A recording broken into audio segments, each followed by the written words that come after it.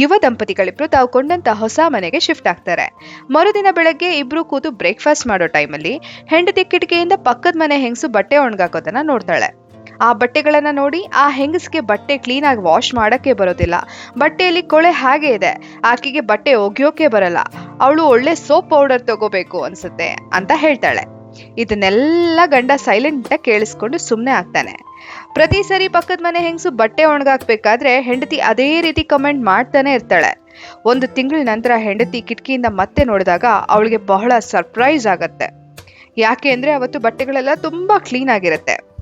ಗಂಡನಿಗೆ ಹೇಳ್ತಾಳೆ, ನೋಡಿ ಕೊನೆಗೂ ಆ ಹೆಂಗಸು ಕಲ್ತು ಬಿಟ್ಟಿದ್ದಾಳೆ ಅಂತ.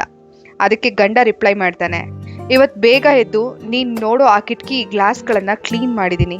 ಇಷ್ಟು ದಿನ ನಿನಗೆ ಕಾಣ್ತಾ ಇದ್ದ ಕೊಳೆ ಬಟ್ಟೆದಲ್ಲ, ನಮ್ಮನೆ ಕಿಟಕಿದು. ಅದೇ ತರ ನಮ್ ಲೈಫಲ್ಲಿ what we see when watching others, ನಾವು ನೋಡೋ ಕಿಟಕಿಯ ಕ್ಲಾರಿಟಿ ಮೇಲೆ ಡಿಪೆಂಡ್ ಆಗಿರುತ್ತೆ. So don't be so quick to judge others. ಯಾವಾಗ ನಮ್ಮ ಮನಸ್ಸೆಂಬ ಕಿಟಕಿಯ ಗಾಜು ಕೋಪ, ಹೊಟ್ಟೆ ಕಿಚ್ಚು, ನೆಗೆಟಿವಿಟಿ ಅಥವಾ ಅಪೂರ್ಣಗೊಂಡ ಆಸೆಗಳಿಂದ ಕೂಡಿರುತ್ತೋ ಆಗ ನಾವು ಇನ್ನೊಬ್ಬರನ್ನ ಹಾಗೆ ನೋಡ್ತೀವಿ. U C, judging person does not define who they are. It defines who you are. Take care. Bye.